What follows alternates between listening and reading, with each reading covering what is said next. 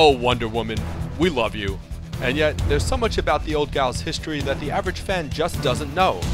But now that the Princess of Themyscira is about to make her live-action debut in the upcoming Batman-Superman movie, it's time to explore the history of Wonder Woman. As always, we've got spoilers from the comics here. Here's everything you need to know about Wonder Woman.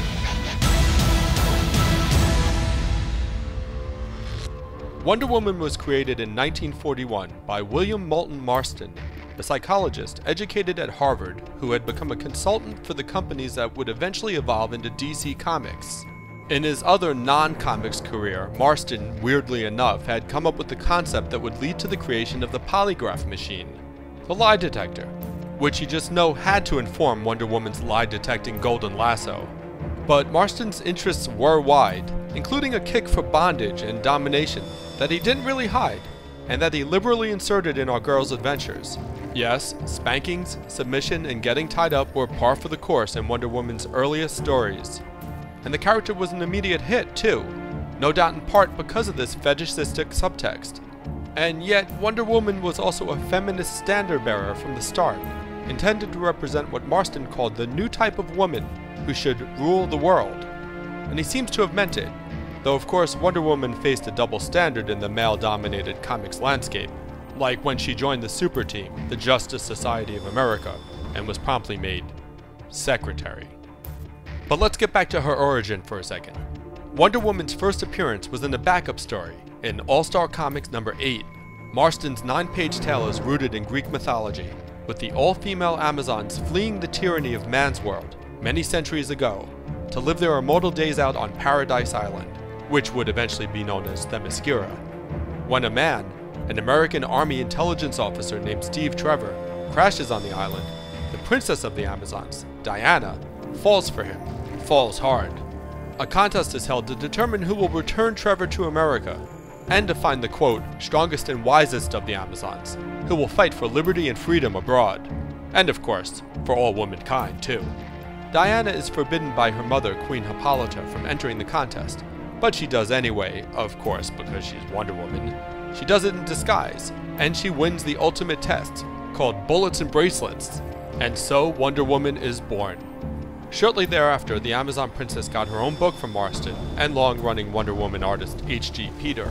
Her origin was further established here. At the behest of the Greek goddess Athena, the queen made a child from clay, and that statue was given life by Aphrodite and named Diana.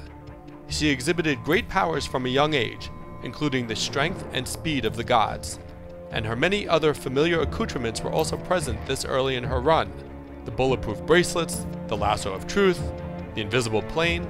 Several other powers would come and go over the course of her long history too. As the years passed, Wonder Woman would battle all manner of weirdos, Nazis, aliens, and eventually supervillains too. When Marston died in 1947 and other writers took over the character, she did lose her edge some and become a bit, well, domestic for a time. She was also a founding member of the Justice League when it debuted in 1960, and this time she wasn't the secretary. Further changes would of course come over the decades. In the late 60s, Diana lost her powers and became a martial arts expert and crime fighter for a spell. She found herself on the cover of Gloria Steinem's new magazine in 1972, a poster woman for feminism, and her backstory was again modified with the famed Crisis on Infinite Earths reboot from 1985, and again with the more recent New 52 relaunch of DC's characters.